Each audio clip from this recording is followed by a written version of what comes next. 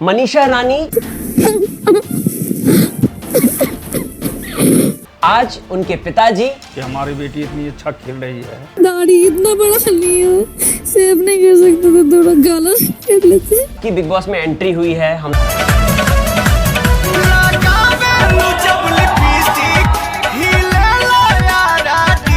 मनीषा को ही back to back target किया जाता है। वो एक आदमी के साथ कभी भी वो इंटरटेनमेंट नहीं कर सकती, सबको हंसाएगी। जद ने आपको प्रणाम ससुर जी बोला है, उस बारे में क्या कहना है? मैंने उसका ससुर जी बोलना अच्छा लगा इसलिए। एल्विश को देखकर कैसा फील हुआ? वो बहुत शांत स्वभाव का लड़का है। देविका से जब आप मिले तब कैसी फीलिंग थी? देविका जो है ना, मैंने पूजा भट्ट और उनका व्यवहार में हमको अभिषेक प्यारा लगा, इसलिए हम ही उसको स्टार दिए। मनीषा को 3 बार धक्का दिया, लेकिन कम से कम हर बार मनीषा को टारगेट किया, इसका मकसद तो बिग बॉस ही बता सकता है। तो मनीषा को वो कैरेक्टर लेस बोलती है तो लड़कों से चिपकती है, दुख होता है बहुत ज्यादा कि मैंने इस विषय में क्यों नहीं कोई बोलते। पूजा भट्ट की बात कर लेते। पूजा भट्ट कहती है मनीषा से घिन आती है। तो गुरूर तो है उनको, वो जान रही कि अगला मेरे सामने कुछ नहीं है। क्या लगता है मनीषा फेक है? क्योंकि अगर हम कुछ बोलते भी हैं तो मेरा उन लोगों को कोई फर्क नहीं पड़ेगा। जद, अभिषेक या एल्विश, अगर आपको इन तीनों में से कोई एक अपना दामाद चुनने के लिए मिलेगा? ये नहीं है कि भाई हम तो उसके काबिल ही नहीं, चाहे अभिषेक हो चाहे एल्विश हो। सब आपको पसंद है। एक बताइए, घर में सब लड़के में हीरोइन नंबर 1 वाह। नमस्कार दोस्तों, आप लोगों से एक वादा किया था मैंने, अगर आपको याद होगा तो, और आज उस वादे को मैं पूरा कर रहा हूँ। मनीषा रानी जो कि बिग बॉस ओटीटी में धमाल मचा रही हैं, टीआरपी जिसके कंधों पे चल रही है, आज उनके पिताजी यानी कि सर आपका नाम? मनोज कुमार जी हमारे साथ हैं। तो चलिए बात करते हैं उनसे ढेर सारी। सर बहुत बहुत स्वागत है आपका टेली खजाना में। आपका भी। कैसे हैं आप?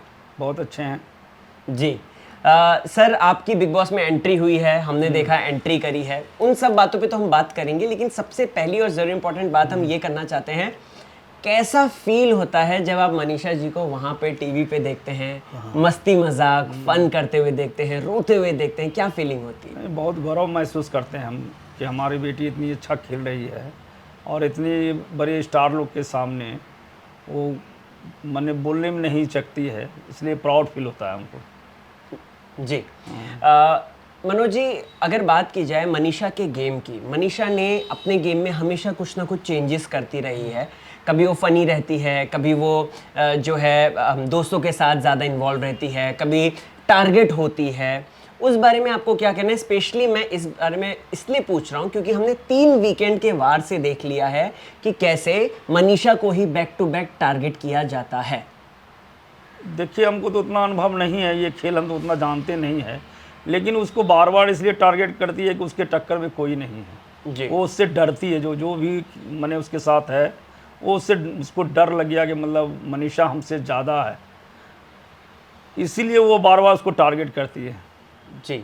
अच्छा अंकल जी, मुंगेर जहाँ से आप बिलोंग करते हैं, आपने कल लाइव में बताया था कि 75 जो है मनीषा के बैनर लग चुके हैं। जी। और साथ ही साथ मुंगेर में कैसा माहौल रहता है, लोगों के बीच में कैसा माहौल रहता है, मैं जानना चाहता हूँ। थोड़ा दर्शकों को बताइए कि क्या होता क्या है मुंगेर में। वो माहौल पहले जैसा जो मैंने, ऐसे तो आम आदमी की तरह हम जाते होते थे पहले, लेकिन अब जब निकलते हैं तो मतलब इस तरीक़ा से लोग पूछते हैं, अरे आप तो बहुत अथी हो गए हैं, मैंने पैसा वाला हो गए। कोई कुछ बोलता है, कोई बता रहा है अब आपको क्या दिक्कत है, आपकी बेटी यहाँ पहुँच गई।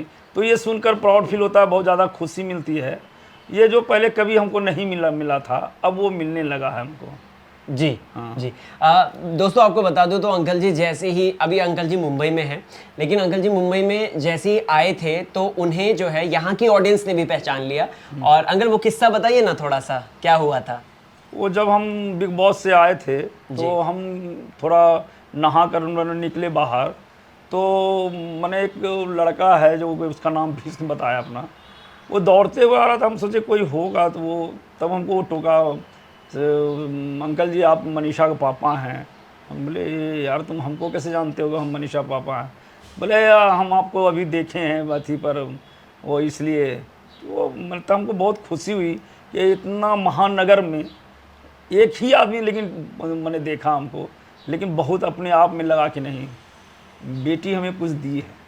जी जी जी। अच्छा, मनीषा से आप मिले तो मनीषा ने क्या कहा था, मतलब क्या क्या क्या बातें हुई थी? हमने ज्यादातर देखा मनीषा जो है वैसी ही थी, वो मस्ती मजाक कर रही है, बोल रही है ये लड़का कैसा लग रहा है। जद ने आपको प्रणाम ससुर जी बोला है, उस बारे में क्या कहना है आपको? मैंने उसका ससुर जी बोलना अच्छा लगा इसलिए कि वो मैंने जो वो तो जानता नहीं कि हम क्या बोल रहे हैं जी। तो इसलिए वो मतलब उसका टोन हमको अच्छा लगा उसको। और मौज मस्ती करने का तो आदत उसको बचपन से ही है। उस मैंने अभिषेक से, एल्विस को बार बार बुला रहे ससुर जी को पैर छुओ, ये करो वो करो। वो मतलब वो पूरा मस्ती में थी, वो खुश थी अपने पापा को देखकर। जी अंकल जी, घर में रहकर आए, आपने चीज़ें ऑब्जर्व करी होंगी, नोटिस करी होंगी। मैं एक एक करके कंटेस्टेंट्स का नाम लूंगा आपसे, आप मुझे बताइएगा कि उनको देखकर, उनसे बात करके, या फिर कैसा आपको फील हुआ। एल्विश को देखकर कैसा फील हुआ, उससे बात करके कैसा फील हुआ? एल्विस से मैंने वहाँ भी उनको बोला था, एल्विस बहुत शांत स्वभाव का लड़का है। वो उतना ही बोलता है जितना उसको ज़रूरत है। फिर अगर मान लीजिए कुछ बोलता भी है तो तुरंत फिर नॉर्मल भी हो जाता है, फिर वो समझाने की कोशिश करता है। जी, यही है एल्विस का खासियत। जी। बेबिका से जब आप मिले तब कैसी फीलिंग थी, क्या था, एनर्जी कैसी लगी आपको उसकी? देविका तो आप लोग सब जानते हैं देविका कैसी थी। जी हाँ, तो बंद कर रख दो तो उसको। देविका जो है ना, मैंने उसके बारे में हम क्या कहें, कोई शब्द नहीं। मतलब कैसा था, मतलब उसने रिस्पेक्ट दे दी थी? रिस्पेक्ट तो दी, वो रिस्पेक्ट में कोई कमी नहीं की। रिस्पेक्ट हमको सब दिया है। जी थोड़ा 2-3 आदमी जैसे जो हट के रही, लेकिन लगा कि जैसे मतलब क्या बोलते हैं उसका, क्या नाम है उसका, जिया का। जी। हाँ, वो भी थोड़ा अलग अलग रही, लेकिन रही सब ठीक। अच्छा, तो मतलब जिया जैसी दिख रही है वैसी अंदर भी लगी आपको? हमको तो फील हुआ वही अंदर। अच्छा, वैसे ही हैं। ओके। पूजा भट्ट, सब लोग जानना चाहते हैं पूजा भट्ट ने किस तरीके से व्यवहार किया, कैसा लगा आपको मिलके उनसे? थोड़ा मतलब वो दूर दूर रह रही थी या फिर अंकल जी? पूजा भट्ट मतलब उनके बारे में क्या कहना। वो मैंने एक अच्छे कलाकार ही नहीं, वो मैंने एक अच्छे हमको मतलब लगी कि बहुत अच्छी वो मैडम है, और उनका व्यवहार भी हमको बहुत अच्छा लगा। ओके। हाँ जी। क्या कहते हैं, अविनाश तो वही बोल रहे हैं, अविनाश तो हट के रहा थोड़ा। अच्छा, वो भी हट के रहा थोड़ा, लेकिन मैंने बीच में जैसे वो सी ऑफ कवर करना, वो बार लास्ट में भी वही छोड़ा। जी मैंने हमारे और वो स्कूल लोग के बीच में कोई ऐसा बात नहीं रहा। हमने भी कहा था कि गेम है, जी गेम की तरह खेलो, जी मर्यादा नहीं लगना चाहिए। जी। अभिषेक लास्ट, कैसा लगा उससे मिलके? अभिषेक और ये क्या बोलता है एल्विस, तो हमको बहुत प्यारा लगा, इसलिए हम ही उसको स्टार दिए थे। हाँ जी। अंकल जी, 3 वीकेंड के वार से back to back Manisha target की जा रही है। पहले कृष्णा जी आते हैं, कहते हैं कि मैडम आप कैसी थी, स्टार्टिंग में कैसी थी, कॉमेडी करती थी, अब आप कॉमेडी कुछ नहीं करती हो। फिर उसके बाद सलमान साहब आते हैं, वो कहते हैं कि मनीषा आप अपने आप को क्रिएटिव सोच रही हो, आप जो है लव एंगल बना रही हो, स्क्रिप्ट चला रही हो। अब सलमान साहब फिर से आते हैं, वो कहते हैं कि मनीषा रानी आप जो हैं बैठ जाइए, आप जो है इरिटेट मत कीजिए। क्या कहना चाहेंगे, कितना दुख फील होता है कि कैसे जो है चीज़ें? देखिए, वो लोग तो बहुत बड़े हस्ती है, लेकिन इस बात का अफसोस है कि इतने बड़े स्टार होकर भी क्या सोच के वो बोलते हैं, हमको यही बात समझ में नहीं आया। या तो मतलब पूरा वो अथी नहीं देखते होंगे, या उनको जो सूचना दिया जाता है उसी आधार पर बोलते होंगे जी। लेकिन कम से कम हर बार मनीषा को टारगेट किया, इसका मकसद तो बिग बॉस ही बता सकता है, लेकिन जनता की तरफ से ही वो बार बार बच जाती है। यही जनता का प्यार उसको बहुत मिल रहा है, इसलिए। जी जी। अंकल जी, जिया कैसी मतलब आपको खेल वाइज कैसी लगती हैं और वैसे कैसे लगती हैं? क्योंकि कहीं ना कहीं जिया भी बैक टू बैक मनीषा ही मनीषा करती रहती है, और प्लस कहीं ना कहीं वो अभिषेक वाला जो एंगल आया है बीच में, जो मनीषा ने पहले बोला था अभिषेक को, नहीं तू जो है थोड़ा सा दूर रहे उससे, उस बारे में आपको क्या कहना है? इस बारे में हम क्या कह सकते हैं। मैंने जिया जो है तो शुरू से वो जान रही कि ये हमसे बहुत ज़्यादा ऊपर है, समझ गए ना, ये हमसे ज़्यादा अच्छा खेल रही है, उसको ये अनुभव मिल गया है, इसलिए वो मतलब सोच रही कि ये भी उसका सोच हो सकता है कि ये नीचे से है, इसका क्या हमारे सामने क्या अहम भी उसको खा रहा है। अच्छा, जी जी। बेबिका अक्सर अपने लाइंस को क्रॉस करते हुए नजर आती है अंकल जी। मनीषा को 3 बार धक्का दिया, वीकेंड पे कोई नहीं, कुछ नहीं फैसला लिया गया। साथ ही साथ मनीषा को वो कैरेक्टरलेस बोलती है, तो लड़कों से चिपकती है, तो ये करती है, लड़कों से कंटेंट बनाती है।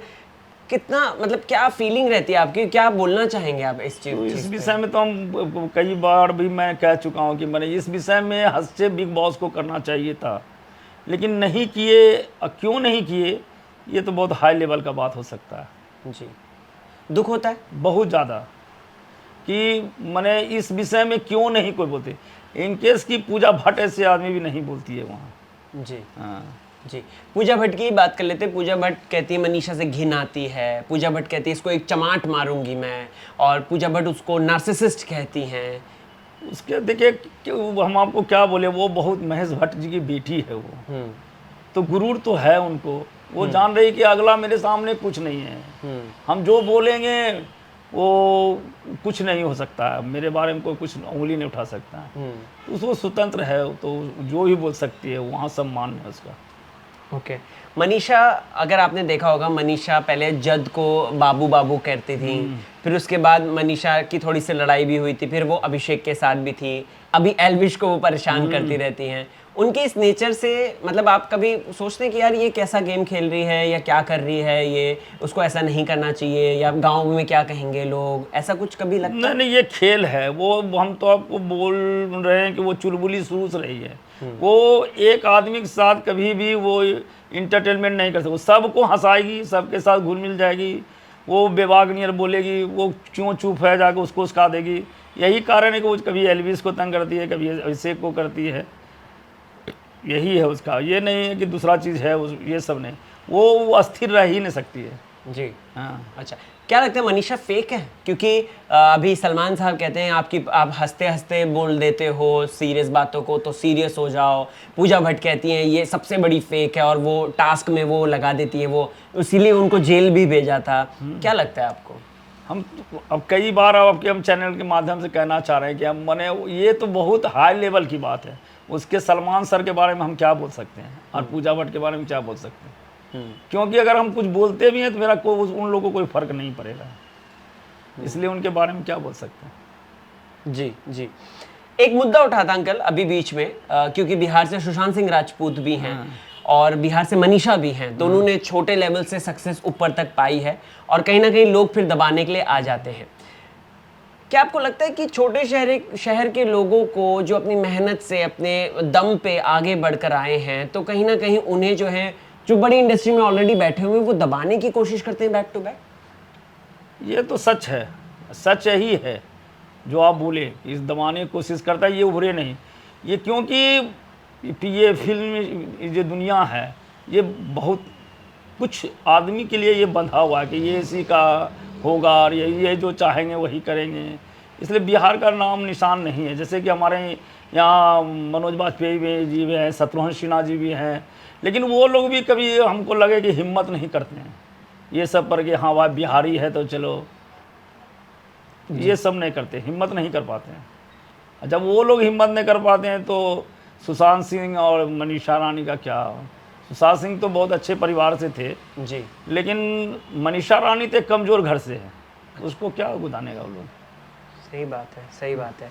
अंकल जी, वीकेंड के बार पे हमने देखा सलमान साहब ने यहाँ पे एल्विश की बात पे एल्विश को खूब डांटा, वो रो भी पड़ा था, आपने देखा ही होगा वो एपिसोड। और उस दौरान वहाँ पे अभिषेक भी था, अभिषेक को भी डांटा, मनीषा भी थी, उसको भी डांटा, लेकिन मनीषा मना कर रही थी मत बोल करके। बट वहाँ पे जिया भी खड़ी थी, उसको क्यों नहीं डांटा? आपको तो हम कह रहे हैं कि बार बार कि वो जब वो मैंने उस मैटर पर भी जो बार बार वो गंदी बात बोलती थी, तो जब उस विषय में जब पूजा भट्ट जी भी नहीं बोलते थे, ये भी नहीं बोलती थी, तो बार बार इसी लोग को टारगेट बनाता था। और क्या कह सकते हैं इसके विषय में? अब तो वही फैसला करेंगे बिग बॉस वाले सब कि क्यों नहीं उनको डांटा गया, क्यों नहीं करा गया। अच्छा अंकल जी, मैं ये जस्ट ऐसी फन क्वेश्चन आपसे पूछ रहा हूँ, मुझे बताइए, जद अभिषेक या एल्विश, अगर आपको इन तीनों में से कोई एक अपना दामाद चुनने के लिए मिलेगा तो आप किसको चुनेंगे? जो संभव ही नहीं है उसके बारे में क्या सोचना। मनीषा के लिए फिर भी जो वही तो बोले साहब, तो अब ऊपर उस वाले क्वालिटी देन का है। उस क्वालिटी का भी अगर चलेगा, मतलब कि किसकी क्वालिटी आपको ज्यादा सही लगी है और उसके हिसाब से मतलब देखिए हम तो जो ये नहीं है कि भाई हम तो उसके काबिल ही नहीं, चाहे अभिषेक हो चाहे एल्विस हो, जी वो हम मनीषा का तुलना नहीं करेंगे, हम अपनी तुलना करेंगे। जी मनीषा हो सकता है वो आगे बढ़े, और अच्छी बात है आप लोग के आशीर्वाद से बढ़ती है, तो आगे क्या होता है ये नहीं जानते हैं, लेकिन बहुत वो लोग बहुत हाई लोग हैं, इसलिए उसके बारे में क्या कहें हम। अच्छा ठीक है। जनता आपको इस वक्त देख रही है, जनता को अपनी तरफ से क्या एक दिल से मैसेज देना चाहते हैं आप? जनता का हम बहुत बहुत धन्यवाद देना चाहते हैं कि जिस तरीक़ा से आपने अभी तक वोट किया है, और उनको वोट कीजिए, क्योंकि आपके बिना सपोर्टिंग से चलने वाला नहीं है। और जो प्यार और सम्मान और जो इज्जत दिए हैं एक गरीब बेटी को। Thank you so much uncle जी, अपना ख्याल रखिएगा। तो दोस्तों अंकल जी पानी। तो दोस्तों अंकल जी, मनोज जी हमारे साथ हैं, और अंकल जी थोड़े इमोशनल भी हो गए। चलिए अब इंटरव्यू को यहीं विराम देता हूं, बट आपसे प्रॉमिस करूंगा इसी तरीके से मैं आपको मिलता रहूंगा और आपको सरप्राइज़ देता रहूंगा। आपको कुछ नहीं करना है, कमेंट सेक्शन में बस अपना सपोर्ट दिखाना है, मनीषा जी को ढेर सारा प्यार देना है, एंड यस ऑफ कोर्स आपके लिए और सरप्राइज़ इस तरीके से आते रहेंगे। कमेंट सेक्शन में जाइए और कमेंट कीजिए। चलता हूँ। Thank you so much uncle.